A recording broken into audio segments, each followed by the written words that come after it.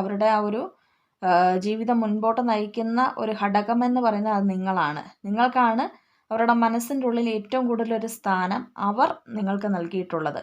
അല്ലാതെ മറ്റാർക്കുമല്ല. നിങ്ങൾ വിചാരിക്കുന്നുണ്ടാവാം പലപ്പോഴും ഇതിപ്പോൾ ഒരു വിവാഹേതര ബന്ധം അല്ലെങ്കിൽ ഇപ്പോൾ ഹസ്ബൻഡ് ആൻഡ് വൈഫ് ആകുമ്പോൾ അച്ഛനോ അമ്മയ്ക്കോ അല്ലെങ്കിൽ ബന്ധുക്കൾക്കോ ആകുമ്പോൾ അവർക്കാണ് കൂടുതലായിട്ടും പ്രാധാന്യം നൽകുന്നത്. എന്നെക്കാട്ടിലും കൂടുതലും കരുതലും സ്നേഹവും ഉള്ളത് ആ വ്യക്തികളോടാണ് എന്നുള്ളൊരു ചെറിയൊരു പൊസസീവ് ക്യാരക്ടർ നിങ്ങൾക്കുണ്ട്. പക്ഷേ പലപ്പോഴും നിങ്ങൾ ആ ഒരു പേഴ്സണെ മനസ്സിലാക്കുന്നില്ല. അവരെന്താണ് ഉദ്ദേശിക്കുന്നതെന്ന് നിങ്ങൾക്കത് മനസ്സിലാവുന്നില്ല. നിങ്ങളോട് കൂടുതലായിട്ട് ആ ഒരു പേഴ്സൺ അങ്ങനെയുള്ള ഒരു കാര്യങ്ങൾ പങ്കുവയ്ക്കത്തില്ല.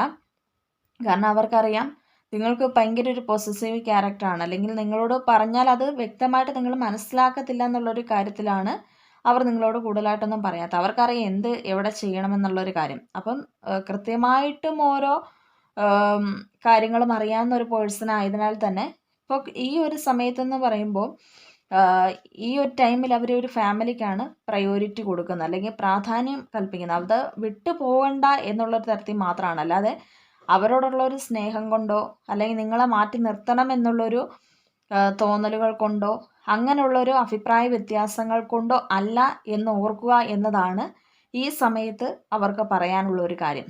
കാരണം അത് വിട്ടുപോയി കഴിഞ്ഞാൽ പിന്നെ അവരുടെ ജീവിതത്തിൽ വലിയൊരു പ്രശ്നങ്ങൾ ഉണ്ടാകുമെന്ന് ഈ വ്യക്തിക്ക് നേരത്തെ തന്നെ അറിയാം. കാരണം ഈ ഒരു പേഴ്സൺ എന്ന് പറയുമ്പം എല്ലാം മുൻകൂട്ടി തന്നെ കുറച്ച് അറിയാനുള്ള ഒരു തന്ത്രപരമായിട്ടുള്ള ഒരു ബുദ്ധി ഈ ഒരു പേഴ്സണുണ്ട്. അപ്പം അതുകൊണ്ടാണ് നിലവിൽ ഈ വ്യക്തി ഈ കാര്യം നിങ്ങളോട് പറയാൻ വേണ്ടി ആഗ്രഹിക്കുന്നത്. അപ്പോൾ പലപ്പോഴും നിങ്ങൾക്ക് ആ ഒരു പേഴ്സണെ മനസ്സിലാക്കാൻ പറ്റുന്നുണ്ട്, പക്ഷേ ഒട്ടുമിക്ക സമയങ്ങളും നിങ്ങൾക്ക് അവരെ മനസ്സിലാക്കാൻ പറ്റുന്നില്ല.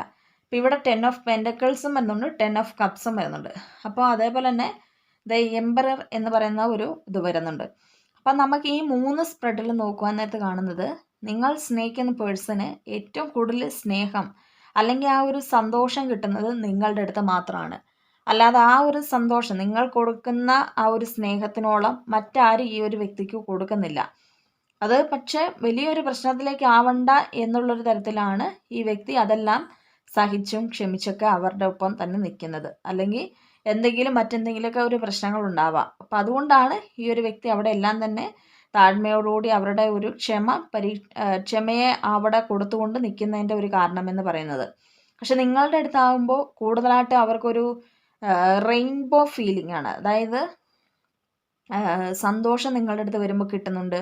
അതേപോലെ തന്നെ സങ്കടങ്ങൾ പറയുമ്പോൾ ഒരു ആശ്വാസ വാക്കാണെങ്കിലും നിങ്ങളുടെ ഭാഗത്തു നിന്ന് കിട്ടുന്നുണ്ട്. ഫുൾ സപ്പോർട്ടീവ് ആയിട്ടുള്ള ഒരു വ്യക്തിയാണ്. ഈ ഒരു വ്യക്തിയുടെ ജീവിതത്തിൽ ഏറ്റവും കൂടുതൽ ഒരു